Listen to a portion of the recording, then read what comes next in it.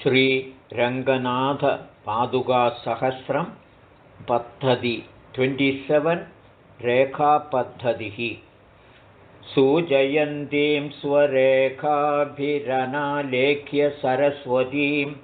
आलेखनीयसौन्दर्यामाश्रये शौरिपादुकाम् वसन्तमालिका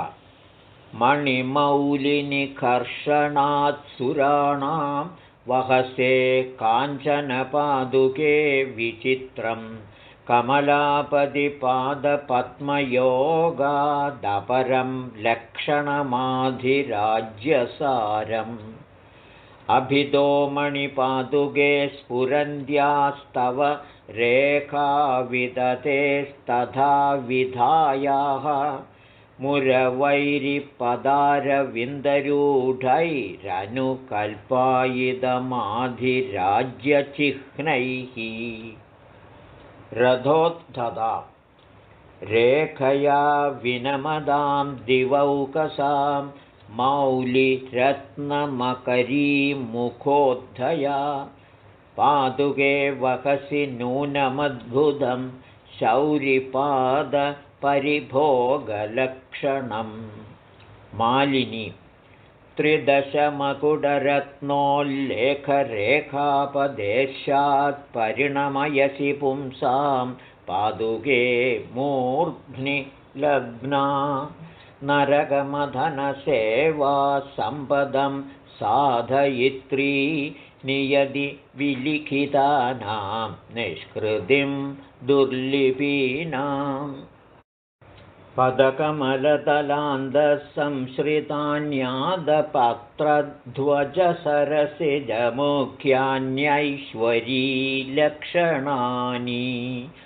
अवगमयसि शौरेः पादुके मादृशानामुपरि परिणतैः स्वैर्देवि रेखाविशेषैः वसन्ततिलकम् स्नादापदावनिचिरं परिभुज्य मुक्ता पादेन रङ्गनृपदे शुभलक्षणेन रेखान्तरैर्नवनवैरुपशोभसे त्वं संस्कारचन्दनविलेपनपङ्गलग्नैः भक्त्या मुहुप्रणमदां त्रिदशेश्वराणां कोडीरकोडिकषणादुपजायमानैः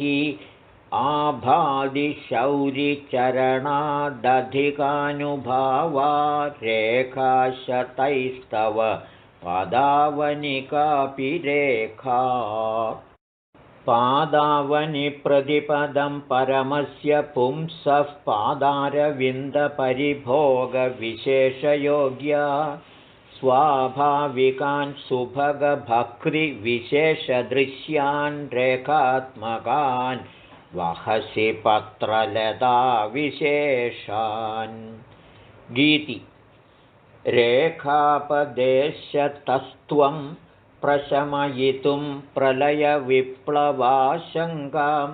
वहसि मधुजित्पदावनि मन्ये निगमस्य मातृकालेख्यम्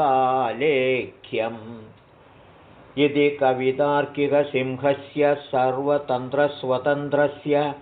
श्रीमद्वेङ्कटनाथस्य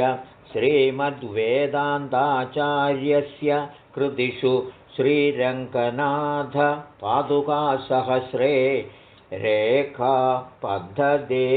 27। ॐ